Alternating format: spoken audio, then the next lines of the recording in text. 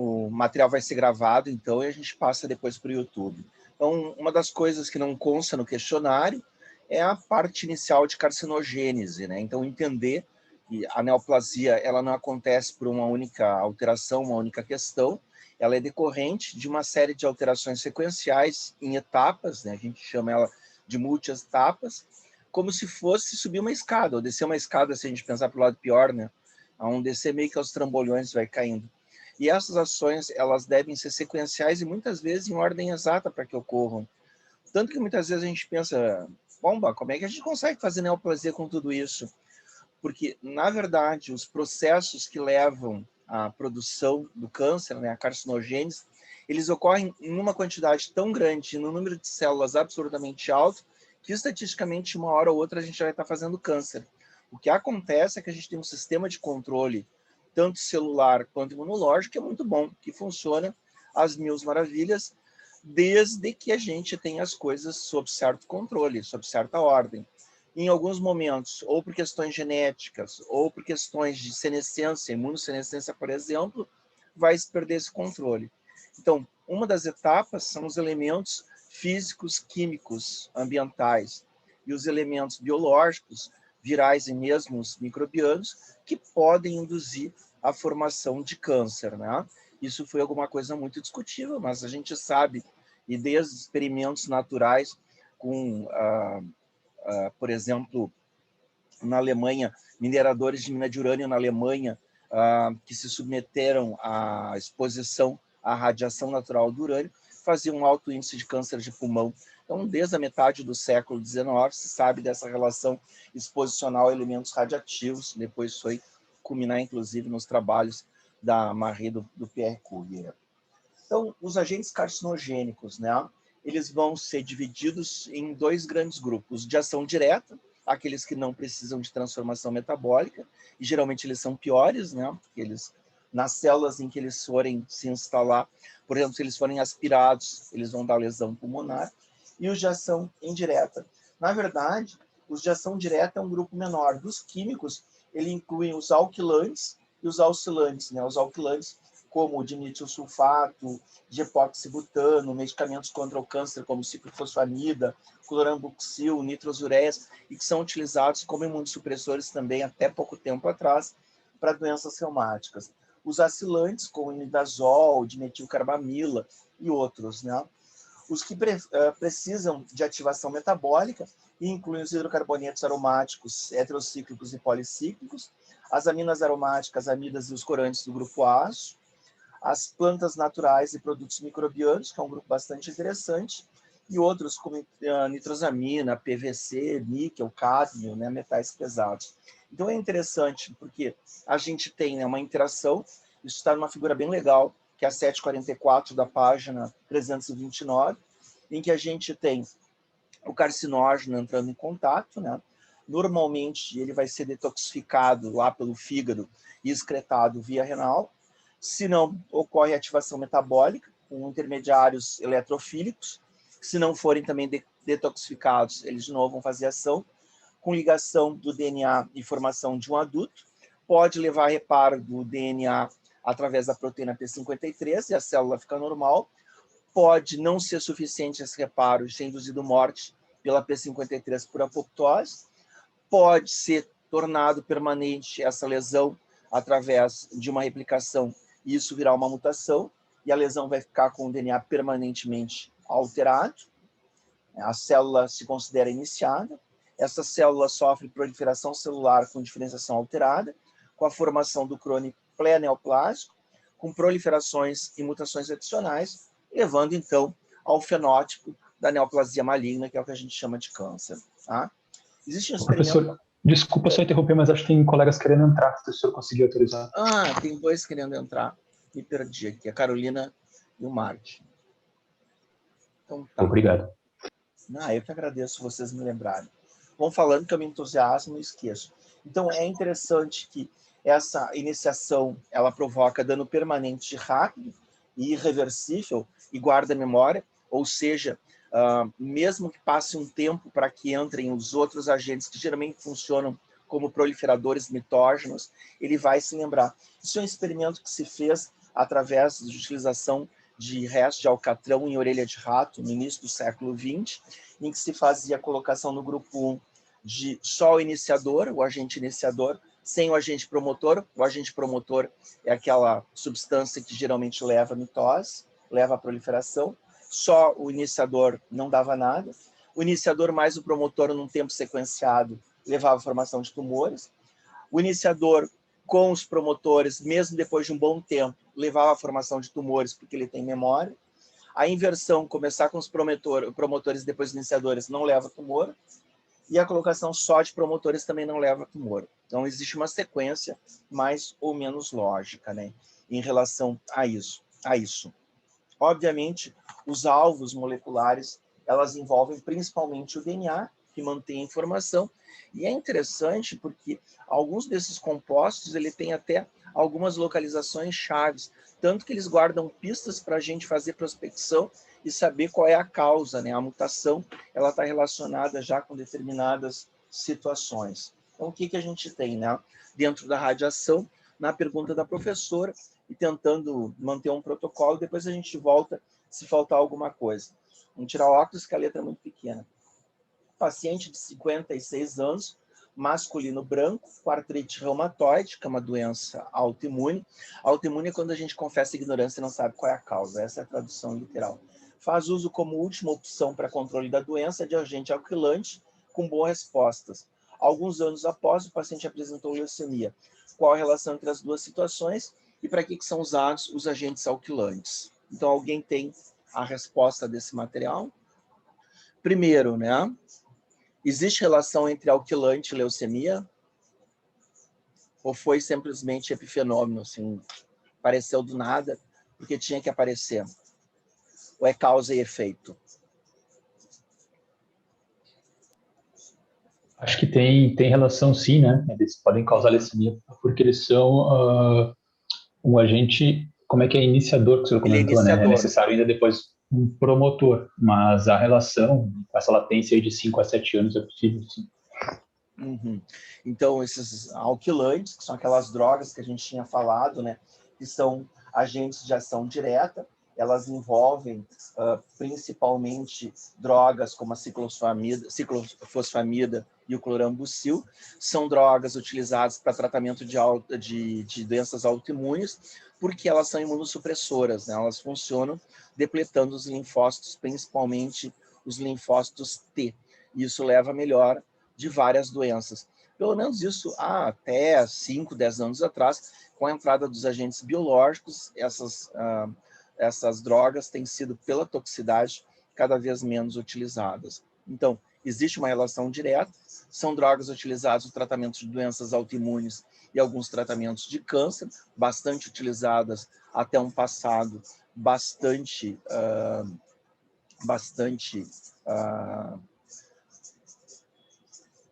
precoce, né, até pouco tempo atrás, e elas são drogas que vão atuar sobre o DNA com ação direta como iniciadores, exatamente isso.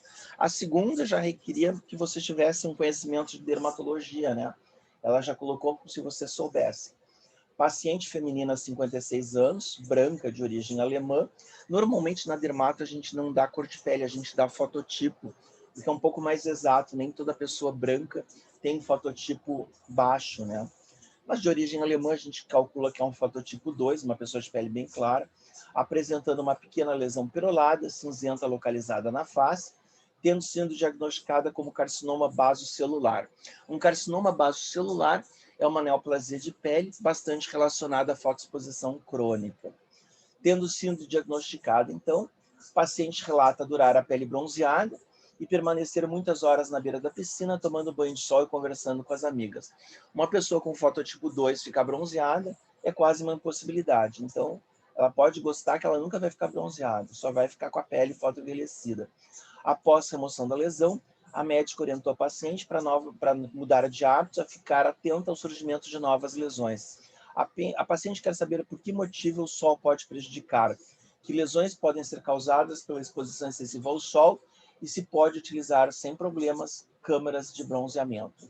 Então, qual é o motivo que o sol ele causa câncer de pele ou lesões ditas pré-malignas. E no sexto semestre a gente vai destrinchar esse pré. Então, qual é o fator indutor Então, de câncer? O os componente... raios UVBs, né? Isso, a radiação Que causam os dímeros. ultravioleta do tipo B, que ela penetra até a camada replicativa. Na verdade, ela passa da camada replicativa da pele, porque vocês sabem, para proliferar tem que atingir as células replicativas. E como a epiderma não tem replicação em todas as camadas, só na camada basal, ela tem que chegar pelo menos até próximo da junção dermo-epidérmica. O UVA, ele causa uma penetração bem maior, né? Ele não causa câncer diretamente, provavelmente ele é mais como cofator, ele precisa estar associado com o UVB. O grande problema é que ele acelera fotoenvelhecimento. Então, se indica a câmara de bronzeamento artificial? Não, né? Só se vocês tiverem um inimigo para mandarem. Não se faz bronzeamento artificial, não se faz mudança de cor de pele. É a mesma coisa, mudar a cor de pele é a mesma coisa que mudar formato de nariz, tamanho do pé, a altura. São coisas que a gente não muda. É geneticamente determinado e a gente tem que não se conformar com isso, né? Mas entender que o padrão é esse. Fale. Eu sou bem ignorante quanto a isso, mas qual é o tipo de raio de uma câmera de bronzeamento? É o VA. E tem algum envolvimento UVA? Ah, ele tem UVA. Tem o VA. É o VA. Então, mas o senhor disse que mesmo assim não poderia utilizar, mesmo o UVA não sendo tão carcinogênico quanto o UVB. A gente não sabe o quão pouco mais carcinogênico ele é. Então, não é uma boa a gente utilizar algo que não se sabe exatamente como é que funciona, né? Então, a princípio, a Organização Mundial de Saúde, ela proíbe câmara de bronzeamento só no Brasil que tem mesmo. E mesmo assim, sabe que elas são... A Anvisa proíbe, né? Câmara de bronzeamento. Mas quem é que fiscaliza? Deixa eu aproveitar ele perguntar outra coisa. A questão dos trópicos, o Sol no Equador e o Sol aqui, tem uma diferença da composição do UVA e UVB? Claro que sim, porque quem é que faz o filtro da radiação ultravioleta? É que filtra camada na de ozônio. Camada de ozônio. Mas acho que além disso tem uma questão do ângulo que entra também, né? Exatamente. Porque a diferença do UVA e UVB é o tamanho da onda. Quanto mais reto o ângulo, mais fina vai ser a camada, aparentemente, né? E quanto mais inclinado, mais grossa ela vai aparecer. Então, quanto mais perto dos trópicos, obviamente, ela vai aparecer como mais fina e a penetração é maior. Então, não é uma questão de distância, é uma questão de espessura, é uma questão física, né? É a mesma coisa, porque crianças são mais sensíveis a sol do que adultos, fazem queimadura mais precoce, porque a pele delas é mais fina, é bem mais fina que a do adulto. É outra questão mais de física do que de idade, né? Que às vezes é de falha de maturação. E quais outras lesões que podem causar a radiação ultravioleta? Prof, eu posso só tirar mais uma dúvida? Pode. Que você estava falando sobre bronzeamento. Tem uns que são feitos com spray e que duram por um tempo. Aí não é bronzeamento, é maquiagem, né? Aí pode fazer à vontade. Pode isso, aí fazer todos os meses. Era essa a minha dúvida. Até saudável. Uma outra coisa, né? Vocês podem utilizar essas vitaminas, vitamina A, que elas são ricas em beta-carotenos, e os carotenoides, eles são fotoprotetores naturais, além de fazerem proteção também contra a picada de inseto. Então, eles têm duas funções, né? O mosquito não gosta de cheiro de beta-caroteno. Então, é importante a gente ver que existem alternativas. É óbvio, né? Caroteno deixa a pele mais alaranjada do que bronzeada.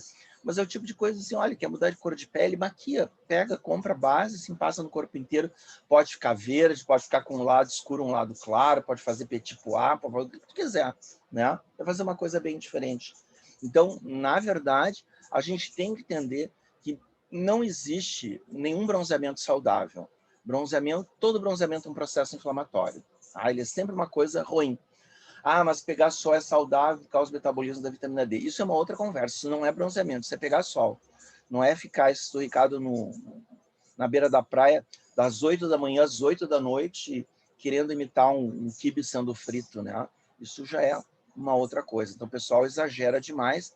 E isso no sexto semestre eu vou mostrar, assim, o que houve de mudança com a introdução dos protetores solares, se é que houve alguma mudança. Questão número 3. Paciente feminina de 24 anos, em consulta regular ao ginecologista, foi efetuado exame citológico com resultado suspeita suspeita de infecção pelo HPV, o vírus do papiloma humano, comprovada pela biópsia. O paciente quer saber sobre o vírus e se há o risco de desenvolver câncer de colo uterino. Então, a gente tem aqui a carcinogênese microbiana relacionada aos DNA vírus, né? O que a gente tem sobre o HPV?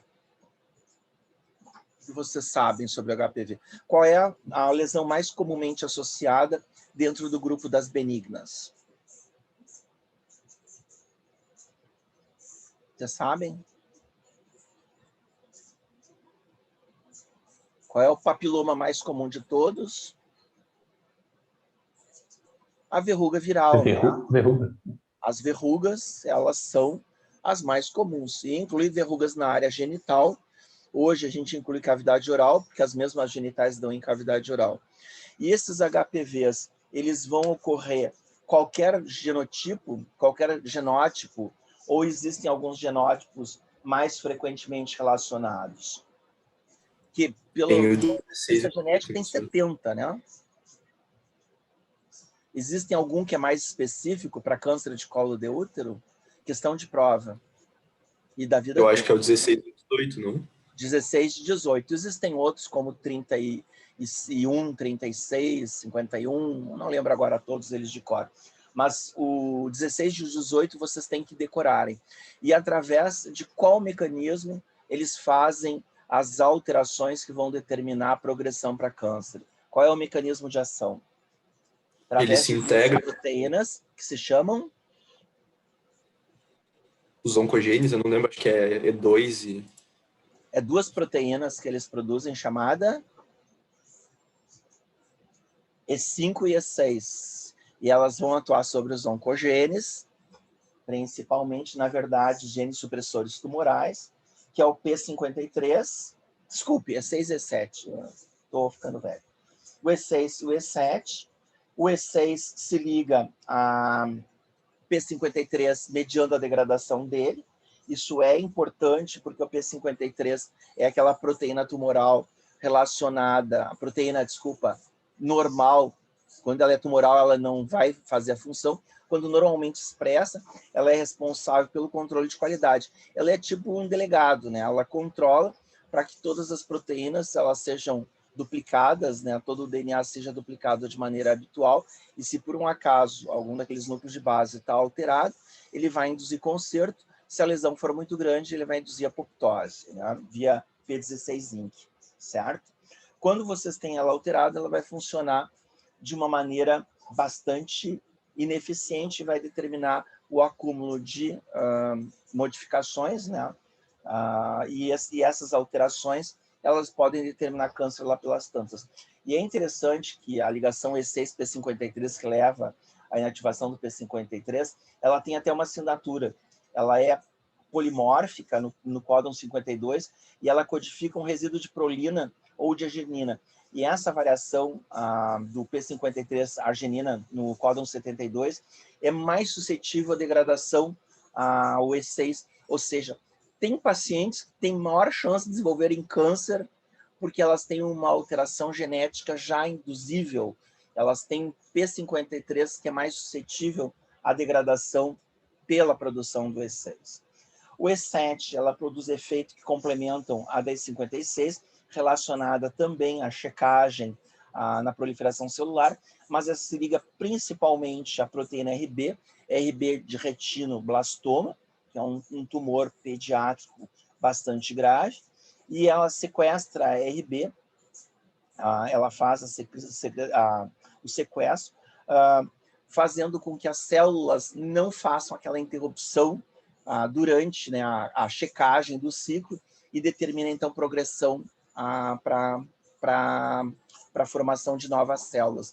E isso é importante, porque, de novo, né, uma vez que vocês têm a formação de novas células, completam um ciclo mitótico, vocês têm a fixação daquele erro dentro do genoma. Tá? Isso é fundamental para a permanência da mutação dentro daquela linhagem.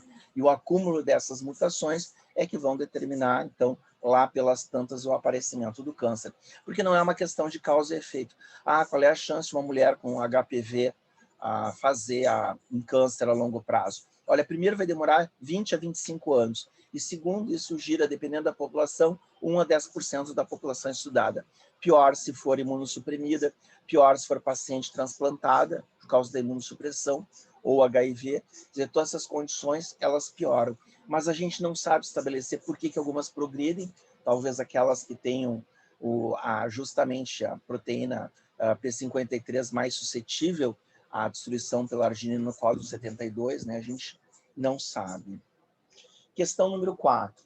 Paciente de 58 anos apresenta alterações sugestivas de infecção pelo vírus C, né? Hepatite pelo vírus C, com diagnóstico de cirrose na biópsia e tomografia demonstrando massa sugestiva de neoplasia. Ao receber os diagnósticos do seu médico, quer saber a relação entre esses 3 diagnósticos: vírus, cirrose e câncer de fígado. E aí, quem é que respondeu? Essa é um pouquinho mais difícil. Não é tão fácil. Essa está na página 335, vírus de hepatite B e C. Para dar uma ideia, a grande maioria, 4/5, né, 80% das neoplasias de fígado são causadas por hepatite B e C, né? Mais comum em países da Ásia e da África, principalmente o leste da Ásia, ali para o lado da China, é mais comum do que aqui no Brasil. E esses efeitos oncogênicos, na verdade, eles são mais complicados porque não é uma causa e efeito, como acontece no HPV, né, em que a gente tem essas proteínas E6 e E7 para serem determinadas. Elas não codificam nenhuma oncoproteína viral, apesar da capacidade, principalmente do HPV, se integrar dentro do genoma humano. Não existe um padrão consistente de integração, diferente do que a gente vê de novo no HPV, e aparentemente esses efeitos eles são multifatoriais. O efeito mais provavelmente dominante seja a inflamação crônica, que vai ser determinada imunologicamente, a morte dos hepatócitos, que vai determinar 2 fenômenos, cirrose e regeneração. Quer dizer, vai determinar a regeneração, não é reparo, porque vai determinar a formação de traves fibrosas entre os espaços portas, e isso vai determinar também todo um aumento da massa replicativa das células em replicação, e esse pool celular aumentado vai determinar um risco aumentado de sofrer mutação lá pelas tantas, que pode também, por algum fator do ponto de vista inflamatório, existe alguns estudos mostrando que processos inflamatórios crônicos, mesmo discretos, eles podem determinar alterações mutagênicas. Então, isso foi muito estudado em doença de refluxo esofágica associado a câncer terminal de esôfago, né? Terminal no sentido do terço inferior do esôfago, ali nas situações em que vocês têm esôfago de Barrett, né? Então, é bem mais complicado de entender as relações. Depois a gente vai fazer uma outra situação relacionada à hepatite viral. Quinta, paciente feminina, 59 anos, efetuou biópsia gástrica, tendo sido diagnosticada da inflamação acentuada, com presença do Helicobacter pylori na amostra do corpo. Geralmente elas são antrais, né? Elas não são tão corporais. E forte suspeita de infiltração neoplásica por linfoma de baixo grau no antro. Preocupada, a paciente quer saber se há relação entre as duas patologias. A professora não assistiu à minha aula para saber que não se diz patologia, é doença mesmo. Há outras neoplasias associadas ao H. pylori. Então, o que a gente tem no H. pylori? O que é o H. pylori?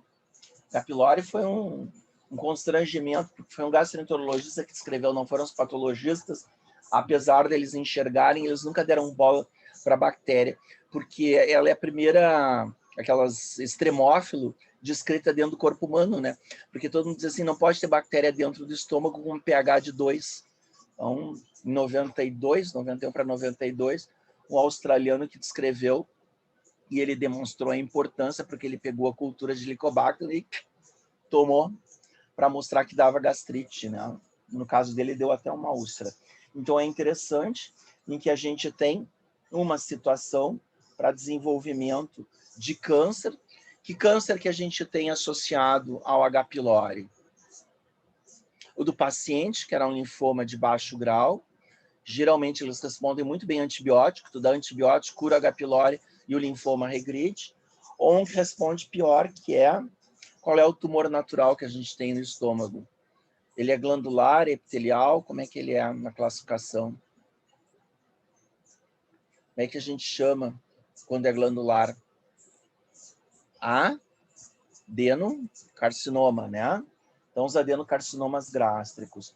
Também não se sabe muito bem qual é a forma que ele leva. Se acha que esse desenvolvimento inicial de gastrite crônica, levando a atrofia gástrica, metaplasia intestinal, alteração das células de revestimento, possa levar a uma crescente displasia, que é aquela falha, né, na progressão habitual da célula em maturação, e ela faz uma desmaturação, né, uma displasia, é literalmente um desfazer, né? Ela vai no sentido contrário, geralmente no sentido primitivo da ontologia, ela busca células mais primitivas, e isso pode chegar a um crescendo até chegar a um carcinoma in situ, um adenocarcinoma in situ no caso, e um adenocarcinoma invasor com uma consequência bastante grave. Em relação aos linfomas, é muito menos ainda se sabe por que eles fazem isso. É óbvio que existem a formação de folículos linfóides no estômago, lembrar que o estômago não tem folículo linfóide, que são estimulados pelo processo inflamatório crônico, e lá pelas tantas eles perdem a regulação habitual, envolvendo lá o controle através das proteínas que regulam a apoptose dos linfócitos, como o BCL2. O BCL2 é anti-apoptótico e talvez essa persistência do BCL2 leve a essas células a se tornarem mais permanentes, mais resistentes à morte celular, sofrerem transformação por mutação e levarem a um clone neoplásico. Mas entendimento... vocês vão vendo que os microbianos começam no HPV, que é uma beleza, e depois vai ficando tudo bem esculhambado, não fica uma coisa tão exata, né? A gente quer uma historinha bonitinha e não fica tão bonita assim. Mas tem que entender, existe essa relação, processo inflamatório crônico, aumento da replicação celular, e esse aumento da replicação celular é que vai estar mais diretamente ligado ao fenômeno de possível mutação. Porque aumento que replica, vocês têm chance de terem erro, o erro passar adiante, passando adiante, se tornando permanente, vocês têm uma mutação, e aí pode levar, né, a uma situação mais grave no futuro. Depois a gente tem a questão número 6. Oi. Pode perguntar, Gabriel. É delicada, né? Porque, tipo, a Helicobacter pylori é uma coisa muito prevalente, não? Sim, se a gente for pegar, isso aí acontece numa frequência de abaixo de 1 para 10 mil, não chega a percento, né? É bem baixa, assim, a frequência. Os linfomas de estômago provavelmente são mais persistentes. Os adenocarcinomas, o grande problema, como metade da população mundial tem H. pylori, a grande dificuldade é saber se é causa e consequência. Então, a gente ainda não sabe se em alguns pacientes ele funciona como cofator, né? Mas possivelmente em alguns ele é causa, né? Então, é uma das razões. E é interessante porque o Helicobacter pylori ele está diretamente relacionado com fonte de água contaminada. Então, quem bebe mais água de poço tem maior chance de ter H. pylori. E é transmitido de mãe para filho, principalmente no primeiro ano de vida, pelo hálito. As mães contaminam através da boca as crianças, né?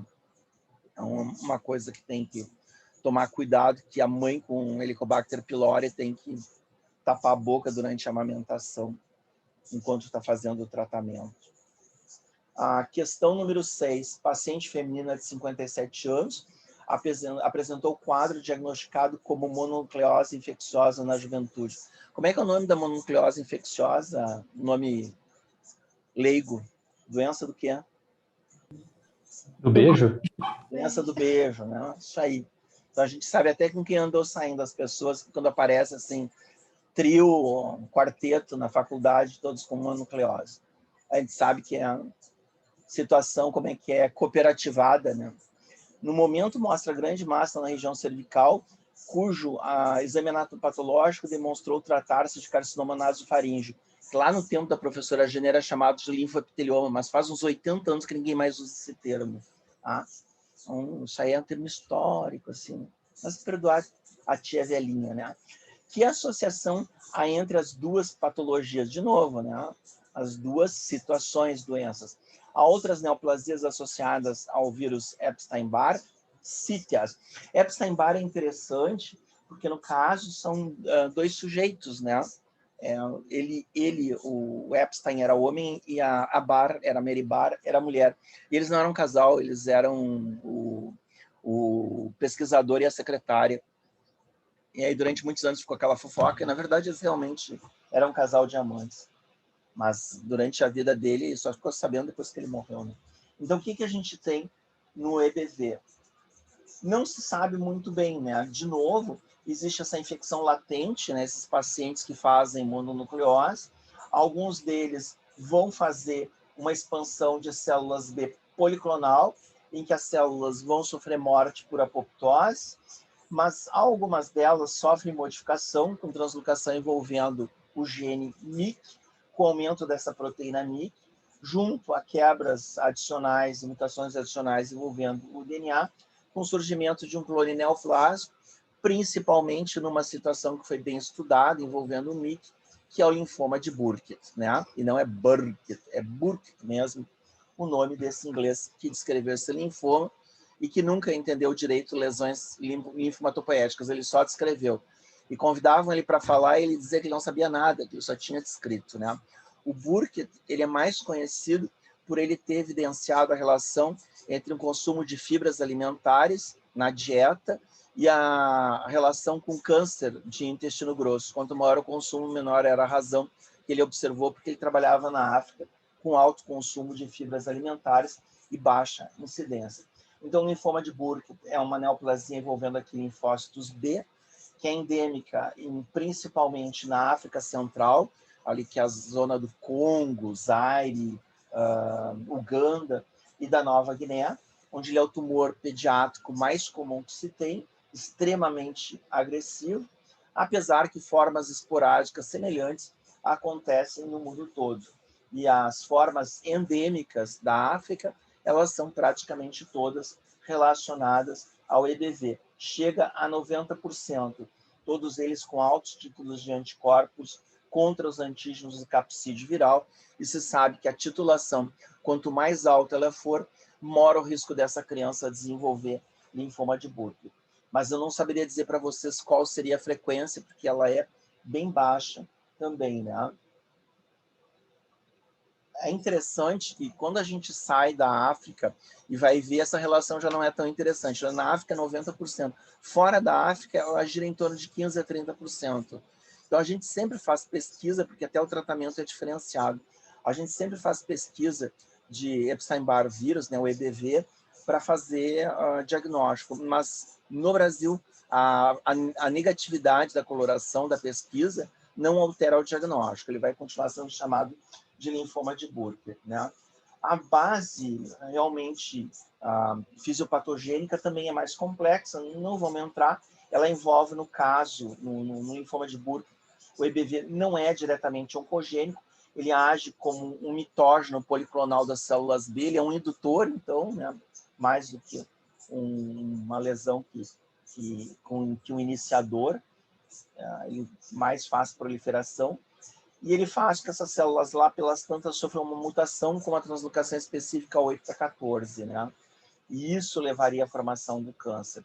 Existem também outras neoplasias em que vocês têm a presença, os linfomas de células B associadas ao Epstein-Barr, que são mais comuns, principalmente em pacientes com AIDS ou pacientes transplantados recebendo imunossupressão para evitar a rejeição do Allen-Shear.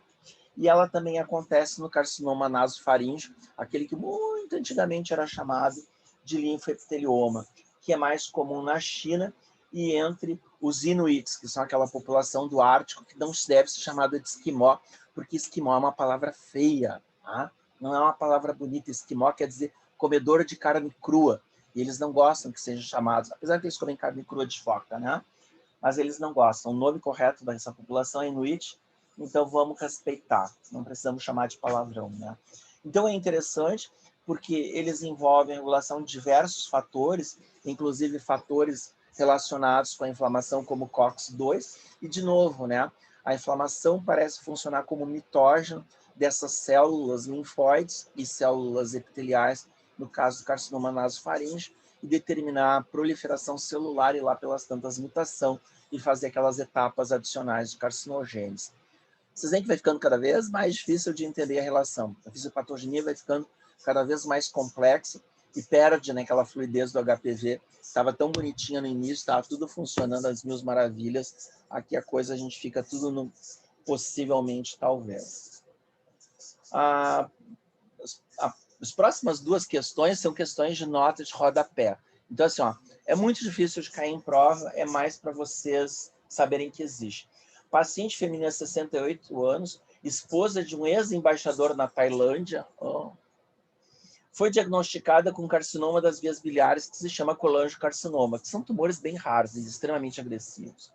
Em sua história, havia informação que durante o período em que morou na Tailândia, muitos anos antes da baixa, teve vários episódios de infecção por Opstorix viverrhenium. Existe alguma associação descrita entre essas doenças? Bom, o Opstorix, ele é um nematóide, se não me engano, um desses bichos, desses parasitas que vive em peixe. E ele ocorre principalmente em alimentação com peixe cru, que é muito comum na cozinha oriental, né? Mais até na japonesa do que na cozinha tailandesa. Mas comedores de peixe cru, peixe pouco cozido, eles podem adquirir esse parasita, que ele infecta retrogradamente a partir do duodeno as vias biliares e vai causar inflamação crônica. E, de novo, né, não se sabe qual é a relação, mas provavelmente é mais relacionado pelo processo inflamatório crônico e isso determinar uma alta taxa de replicação celular durante o processo de regeneração e reparação do que exatamente por causa do bicho. Ele é muito grande para causar mutação, né? Ele não causa efeito direto. E é interessante que talvez a imunidade dirigida contra ele, em alguns pacientes, ela tem efeito adicional de direcionar essa capacidade replicativa das células que fazem o revestimento dos ductos biliares, e isso potencializa essa mutação. Isso é uma coisa, assim, também pouco entendida. Por que alguns fazem e a grande maioria não faz, né? Essa, por exemplo, teve azar. A mesma questão é a questão número 8, que é um paciente... Oi. Só de curiosidade, tu já viu um caso desse aqui no Brasil? Eu não. Agora, o seguinte eu vi, tá? Mas é muito raro. Paciente masculino de 74 anos, natural de Angola, foi diagnosticado com carcinoma de bexiga durante uma visita a São Paulo. O paciente é não fumante, porque aumenta o risco de bexiga para fumantes, com histórias de infecções prévias há muitos anos por esquistossoma hematóbio, negando exposições a agentes químicos. Por que isso é importante? Porque esquistossoma hematóbio é um parasita também, do grupo dos esquistossomas, e ele está ligado a viver na bexiga, né? Dentro da bexiga, onde, de novo, ele causa cistite crônica e durante esse processo de inflamação, regeneração, reparo, vocês têm aumento da capacidade de mutação. E, de novo, não se sabe se a resposta inflamatória daquele paciente potencializa uma situação de maior ação mitogênica e provável mutação, certo? Então, essas duas questões, a questão número 7 e 8, elas são mais curiosidades, mas é interessante saber que essas coisas existem, porque até alguns anos, não, parasita causar em ser humano, causar... Quer dizer, 30 anos atrás nem se falava em bactéria, quando apareceu o Helicobacter pylori. E aí, como é que se tratava essas neoplasias, os linfomas B de baixo grau, chamado MALT, né? Eles eram chamados de pseudolinfoma. Então, eles não eram considerados neoplásicos, porque como eles tinham um comportamento muito arrastado, eles eram considerados, assim, entre benigno e maligno, né? Bem em cima do muro. Né? Os pré-malignos, como alguns falam. Já a questão número 9 é bem interessante. Quais são as neoplasias associadas ao herpes vírus humano na questão da AIDS, que é em especial o HHV8, já que os outros não são carcinógenos? Qual é a neoplasia que a gente tem? E aí eu vou meio que dar minha opinião também em relação a essa questão. Eu tenho uma pequena crítica. E aí, uma das assinaturas dos pacientes HIV, que nem precisa estar em estado avançado, pode ser primeiro sinal deles, que era bastante diagnosticado na década de 80 e 90, e que agora está diluindo no meio de todas as outras alterações. É o sarcoma de Kaposi, né? Kaposi, né? De Kaposi. Kaposi, Kaposi ou Kaposi, tanto faz, porque o tiozinho era húngaro e parece que o nome dele soava como Kaposi, né? Eu já falei com o húngaro para saber como é que a gente pronuncia. E eles, olha, pode pronunciar de qualquer jeito, porque ele viveu na Áustria, então eu chamo de Kaposi, acho mais eufônico. O Kaposi é um grande dentro da dermatologia, ele não é uma nota de rodapé. Ele foi o sucessor do von Ebra na cátedra da Escola de Viena, que era a maior escola que tinha, e depois vai ser trocada pela Alemanha e posteriormente pelo grupo de Nova York. Então, elas são as primeiras grandes escolas dermatológicas que tem, mais ou menos assim, pareada com o grupo francês naquela época. Então, é interessante assim que ele descreveu num grupo de 5 pacientes de meia idade, a maioria eram judeus, né? Uma neoplasia proliferativa, ele achou que fosse um sarcoma relacionado a vaso. Ele é um tumor endotelial de origem endotelial, mas existe uma grande discussão do ponto de vista de biologia molecular se ele é uma neoplasia verdadeira, porque aparentemente ele é uma hiperplasia endotelial atípica. Tá? Então, tem ainda mais essa, a gente nem sabe se ele é um sarcoma verdadeiro, né? Mas é interessante porque ele está universalmente relacionado com herpes vírus do tipo 8. Não interessa se o paciente é transplantado, se o paciente é do tipo velho, que faz essas formas endêmicas, se é paciente com AIDS, que faz as formas epidêmicas, se é transplantado, imunossuprimido por outra causa, de qualquer que seja a causa, os sarcomas de Kaposi, eles são considerados sempre associados ao herpes vírus tipo 8.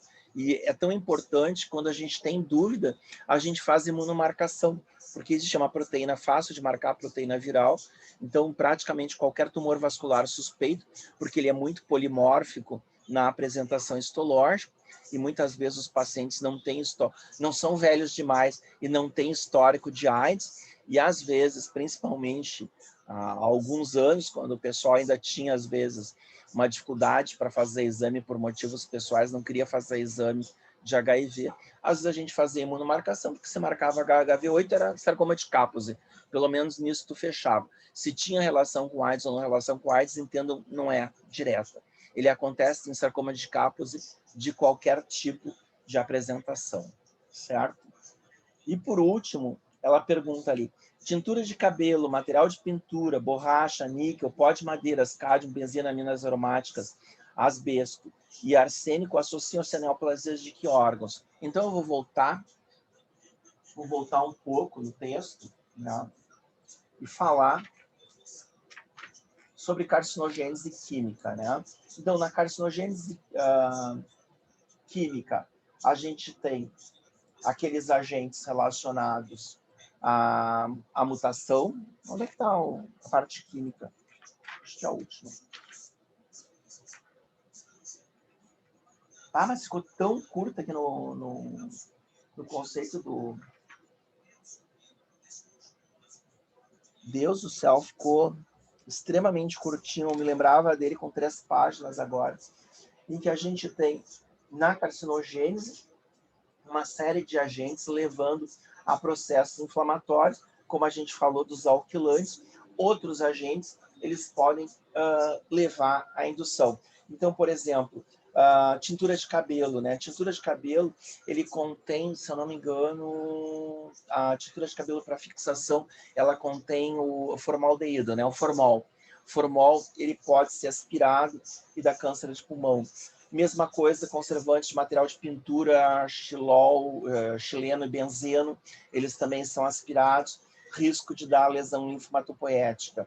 Material de borracha. A borracha é bem interessante porque um dos lá das nitrosaminas relacionadas à borracha, que é utilizada justamente para deixar a borracha mais firme, né, durante o processo dela, para ela não se esfarelar, ela é metabolizada no fígado e é detoxificada, né? Só que quando ela chega na bexiga, ela é transformada no metabólito ativo e ela se acumula na bexiga e dá câncer de bexiga. Então, trabalhadores de indústria de borracha, eles devem ser vigiados quanto a essa substância. Níquel e cádmio são metais pesados que podem ser utilizados, por exemplo, em metalurgia, em materiais que se tornam voláteis e também aspirados no ar. e isso pode determinar câncer de pulmão. Lembrar que o cádmio, ele também é um contaminante ambiental, né? Tanto que ultimamente se faz pesquisa principalmente através de biópsia de árvore, né? O pessoal que faz parte ambiental, eles analisam porque as árvores são muito boas para coletarem diversos tipos de poluentes ambientais. Se viu que está diminuindo o chumbo e está aumentando o cádmio, né? Vocês sabem que a contaminação por chumbo no planeta Terra é uma das coisas mais estúpidas, causada justamente por um derivado utilizado do petróleo, utilizado na gasolina, que foi usado até os anos 90, que é até a tetila de chumbo, que evitava a vibração do motor. Então, nós temos a maior contaminação de toda a história do planeta Terra por chumbo, por causa principalmente do pessoal da DuPont nos Estados Unidos, né? Agradeçam a eles. Até hoje a gente não sabe o que fazer. As aminas aromáticas, que são relacionadas principalmente aos sais de cura para a conservação de alimentos, esses embutidos, eles podem levar também ao aumento de neoplasia de trato gastrointestinal, principalmente estômago e intestino. O asbesto, ele é revestimento. Qual é o outro nome do asbesto? Vocês se lembram? Aqui no Brasil é bem... Amianto. Amianto, né? A telha de amianto é a primeira coisa que a gente se lembra. Então, eu vou contar para vocês. Telha de amianto não tem problema, porque o asbesto, ele tem 6 formas, e são 3 formas que dão problema. A que se usa para fazer telha aqui no Brasil não dá problema. O asbesto, ele é muito utilizado principalmente para revestimento, para isolamento térmico. Então, por exemplo, ferro de passar roupa antigo, eles eram isolados, hoje eles não são mais, com amianto tóxico, né? Ele não podia ser quebrado, ele não podia ser aberto, as áreas elétricas eram revestidas para evitar que o fio aquecesse e derretesse, né? No ferro. Eles eram ferro mesmo. Hoje eles são a maior parte dele plástica, então eles já são isolados, só tem uma parte de alumínio, não é nem mais ferro, que esquenta. A outra coisa, né? O amianto, ele foi muito utilizado para fazer isolamento de casas em países frios. Então, uma das coisas que não se faz é demolição de casa construída antes dos anos 70 nos Estados Unidos, sem licença ambiental especial. É quase espacial mesmo, porque tem que se vestir de astronauta para demolir a casa. E qual é o problema de casa antiga também que tem aqui no Brasil? Se ela ainda não foi reformada. Tinta, né? Porque tinta branca tem chumbo. Tinta velha, até há alguns anos, também até por volta dos anos 70, tinha altos níveis de chumbo. E lembrar que o Cândido Portinari morreu lá por alterações de medula óssea, relacionado por uma anemia, relacionada à tinta branca, porque ele tinha o hábito de lamber os pincéis para afilar a ponta, para ficar bem fininha, e se contaminava paulatinamente com chumbo ao longo lá de 40 anos de carreira. E, por fim, arsênico. O arsênico é um metal pesado, ele pode acontecer ou como utilização, ele é usado principalmente na agricultura para matar formiga, era usado, agora ele é proibido, né? Já há uns 40 anos que ele é proibido, mas ainda se pega principalmente aqui na região de Santa Cruz, na região do Fumo, gente com altos níveis de arsênico, por terem utilizado. E o arsênico, ele pode ser contaminante de algumas áreas ambientais, aqui no caso em Minas Gerais, entre Minas Gerais e São Paulo, e na Argentina, na região do Rio Negro, que é mais perto de nós. Tanto que não se bebe água do Rio Negro. Não sei se você sabe que a água do Rio Negro é proibida de beber. Vocês têm que captar água em outros lugares, porque se beber a vida toda, depois de 70 anos, vocês começam a fazer arsenicismo crônico com câncer de pele, que é igual ao câncer induzido por sol. Só que ele dá em lugar onde o sol não pega, por exemplo, nas palmas e nas plantas. Então, um sinal do arsenicismo, o paciente que chega assim, fazendo sinal da paz para vocês, né? Mostrando, ó, tem uma lesão aqui, faz uma biópsia, parece uma ceratose actínica, na verdade, é uma ceratose arsenical. Tá? Então, é interessante de vocês darem uma olhada no texto, está muito bom, agora está mais resumido do que era, eu nem tinha visto. Eu geralmente uso o texto, às vezes, de uma edição anterior, porque em algumas partes elas estão melhores, na parte biológica não.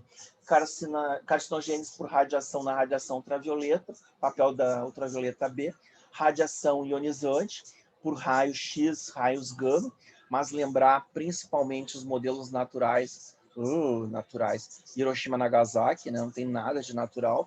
A gente tem uma coisa fantástica também, porque foi bem documentada há 30 anos atrás, que foi um acidente nuclear aqui na Ucrânia, em Chernobyl.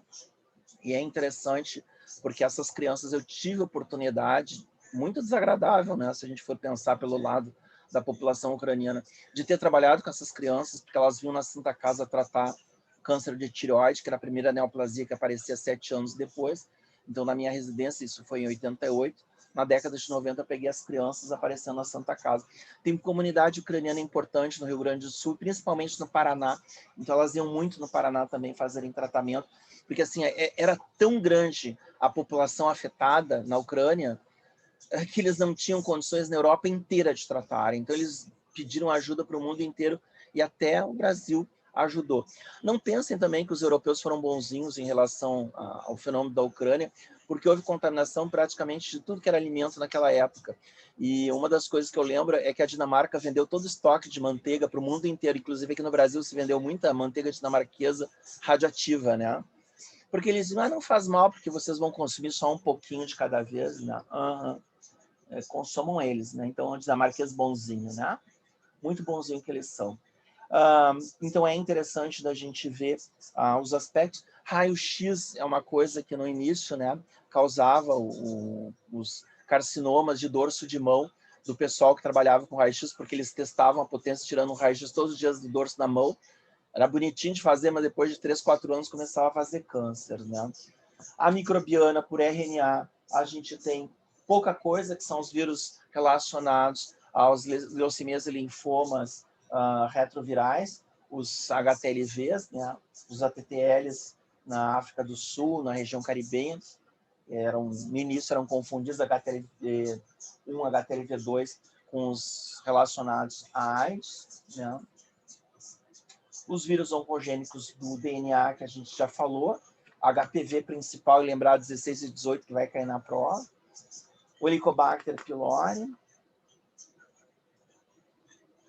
e dá uma olhadinha ali no resumo, que está muito bom para identificar, né? Para fazer ali os conceitos gerais na página 336, que a professora vai cobrar. Ela chegou a mandar o questionário de segunda-feira? Provavelmente não, né?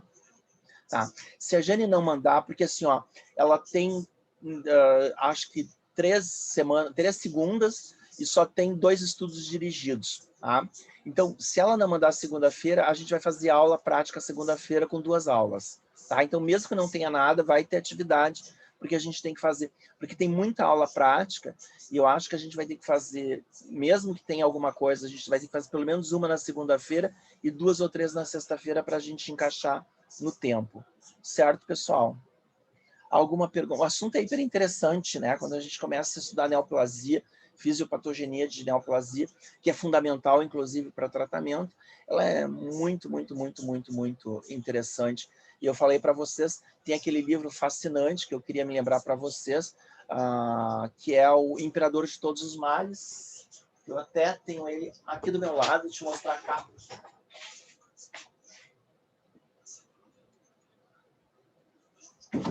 Escutarem barulho é que cairão os livros. Ó, essa é a capa dele, que é um caranguejo, né? Câncer, em que vocês têm esse livro do Siddhartha Mukherjee. Eu conheci ele pessoalmente, ele esteve aqui em Porto Alegre, no Fronteiras do Pensamento, né? Então, é um livro fascinante sobre história do câncer, como é que se começou a quimioterapia, a radioterapia, o histórico deles. É muito, muito, muito, muito, muito interessante mesmo para vocês. É uma excelente leitura de férias. Certo, pessoal? Então, a gente não se vê no final de semana. Bom final de semana. Feliz Dia das Mães. Dêem um baita abraço, um beijo na velha, porque ela merece. Não tem essa história de ficar embicado. Porque mãe isso, mãe aquilo, não sei o quê. Eu vou falar as palavras sábias de um dos meus psicanalistas. Por pior que seja a mãe, ela fez uma grande coisa por vocês, que foi dado à luz a vocês. Então, a gente sempre vai ser grato a pai e mãe, por pior, né, que eles foram. Porque vocês vão ver que pai e mãe não é perfeito e chega uma determinada fase da vida que vocês começam a entender a cabeça deles porque vocês começam a fazer as mesmas coisas. Isso é geneticamente determinado. Certo, gente? Então, foi legal ter falado com vocês. Até segunda-feira, qualquer coisa, façam contato por WhatsApp ou e-mail. Tá? Abração para Um vocês. abraço. Valeu, mestre. Valeu, tchau, tchau. Obrigado.